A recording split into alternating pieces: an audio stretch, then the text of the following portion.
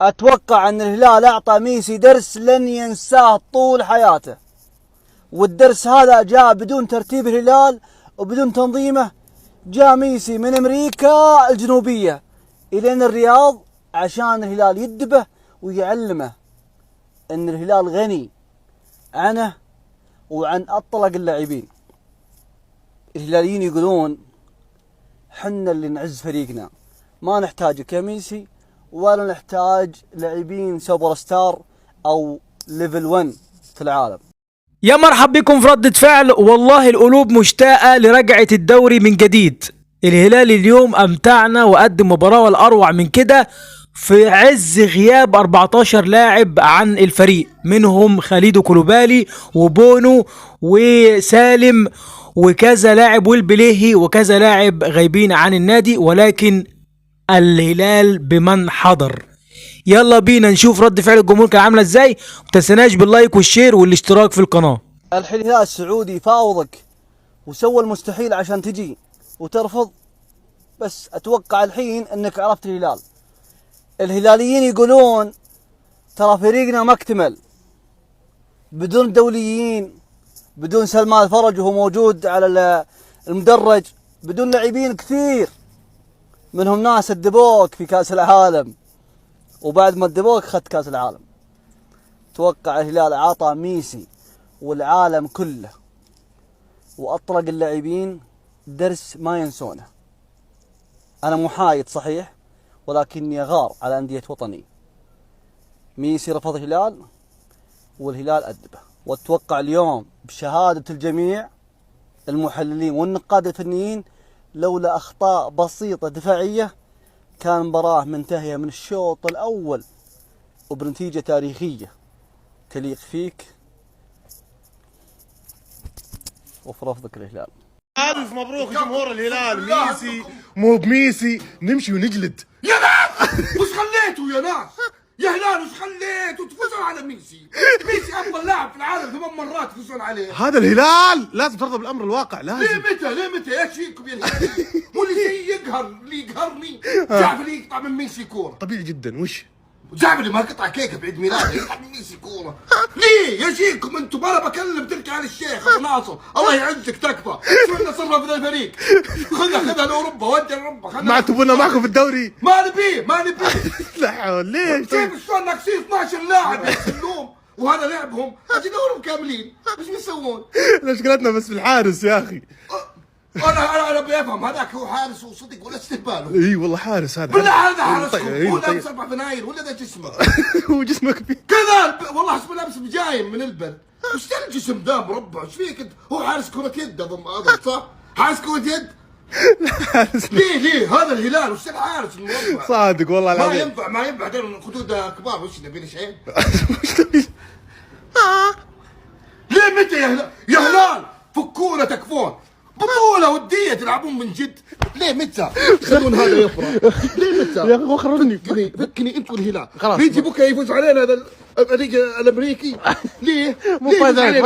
خلاص فكري طيب. من الحين يفوز. فكري طيب. يا نواف فكري منه هو هلال. محمد والله وش فيه؟ شلك راسك ترى من يوم شلك راسك والله العظيم ما نصدق. قعد على جنب يا عبد الحليم. ترى بحط حرية الهلال فيك. تضحك مرول. وش حاطها اورد؟ شو حاط؟ الله يديم النعمة يا ناس. الهلال يحقق أول انتصار له في ملعبه الجديد وقدام ميسي وسواريز وبوسكيتس وجوردي ألبا، مع غياب نصف تشكيلة الهلال الأساسية اللي راحوا يلعبون في قطر مع المنتخب. مع ذلك الهلال قدم أداء ونتيجة وفاز ب4 أهداف وحقق أول 3 نقاط له. من ناحية انتر ميامي والله إنه فريق جدا عادي، وإنه طوال 80 دقيقة قبل ما يطلع ميسي إني أشوف إن الهلال يلعب ضد ميسي، بس أول ما طلع استقبلوا الهدف الرابع وفزنا عليهم. بعد 3 أيام بيلعب انتر ميامي ضد النصر، ميسي ضد رونالدو، واللي يسميها البعض بالرقصة الأخيرة مجاملة لرونالدو، لأن الرقصة الأخيرة كانت في نهائي كأس العالم ضد فرنسا. على العموم الهلال خذ أول 3 نقاط له، وراح ينتظر مباراة انتر ميامي والنصر يوم الخميس، وبعدها راح يلعب مع النصر وبإذن الله راح يحقق اللقب قدام النصر. مع انه المفروض اني ما اطلع اسرار الهلال، بس هذا السر بدي اطلعه وخلاص واجري على الله. اي نجم بده يجي على الدوري السعودي وما راح يلعب في الهلال. إذا شفت هاي الغمزة من سافيتش اعرف إنه حتتشرتح شرتح في أرض الملعب.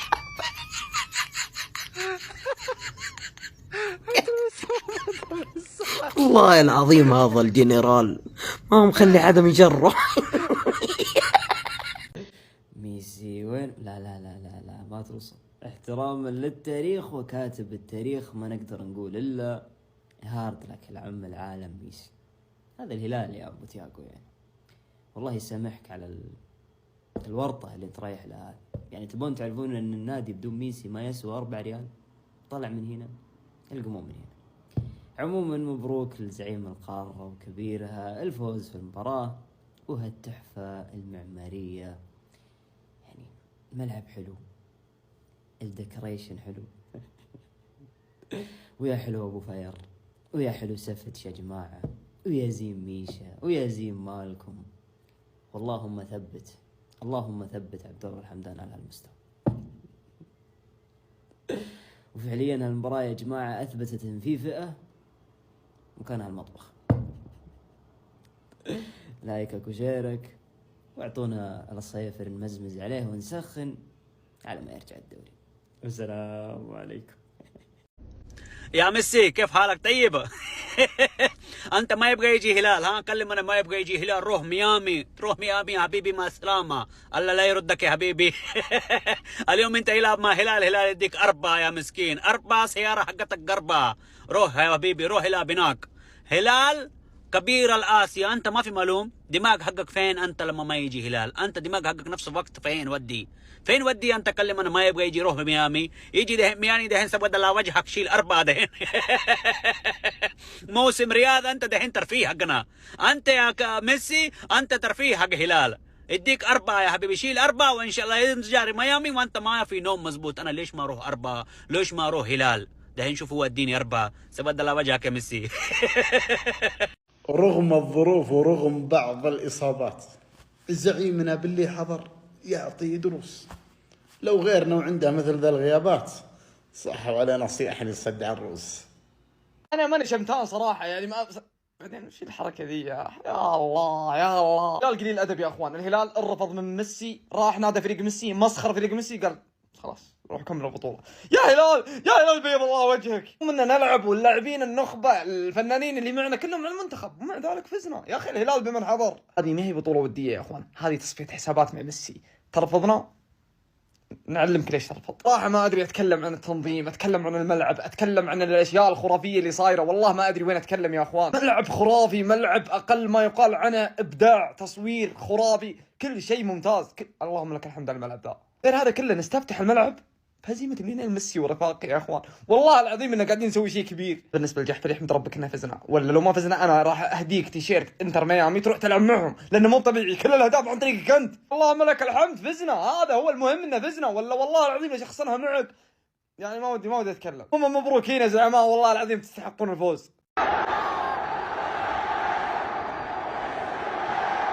باختصار يا ابو تياكو هذا اللي يصير لما ترفض عرض السعوديه في الدكه حك ولاقم. لا من مين؟ من الفريق اللي انت رفضت العرض منه. القوم. بكل اختصار انت مو كريستيانو عشان تسجل الهلال من كورة متحركة مو بلنتي وتاخذ بطولة. انت مو كريستيانو ميسي. شوف شتان باللاعب نص مباراة يتحيط مع انتر ميامي، ولاعب شغال يكسر ارقام قياسية هذه اللي يقبل عرض السعودية كذا يصير فيه، ولا يرفضه يجيب لك فشار.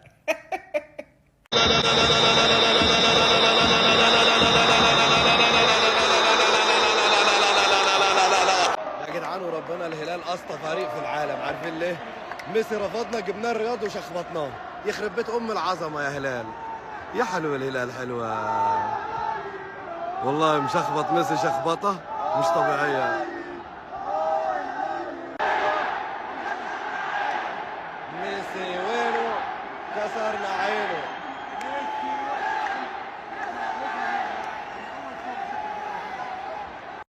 مبروك مبروك يا جماعة الخير، اللهم لك الحمد. اقسم بالله هي مباراة غثيثة بشكل لا يوصف يا عيال، والله العظيم حرام انتر ميامي يسجل عليه 3. اقسم بالله اعلمكم ليه، تبون اعلمكم ليه يسجل على انتر ميامي 3؟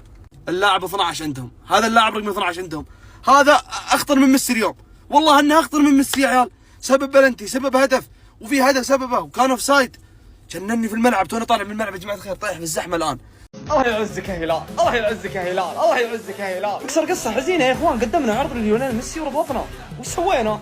في افتتاح الملعب نادينا، قلنا تعال انت وفريقك بسم الله يلا تعالوا، وخلطة جماعية في افتتاح الملعب. الهلال يا اخوان يعني ما ادري ايش اقول صراحة، تخيل بدون سالم الدوسري، بدون البليهي، بدون البريك، بدون اللاعبين كلهم، بدون سعود عبد الحميد، مع ذلك اخذت المقسوم يا ميسي. كذا اشفيت غليلي انا كهلالي. اقول الكلام هذا ما استنقص من ليونيل ميسي، بالعكس من افضل اللاعبين اللي لمسوا الكوره عبر التاريخ، ولكن قدامك الهلال. يعني كل الاحترام لليونيل ميسي ودوريه، ولكن دوريك يا حبيبي اللاعبين يجون من سهره من كلوب، يلا بسم الله نلعب. ايش يا ليونيل ليش رحت الدوري؟ اقسم بالله في نص المباراه يوقف واحد يطرش، واحد يسولف مع مدرجات، واحد يرقص. ليش؟ درس بسيط هذا عشان تعرف الهلال، هذا بس. انا مبسوط، انا سعيد يا جماعه.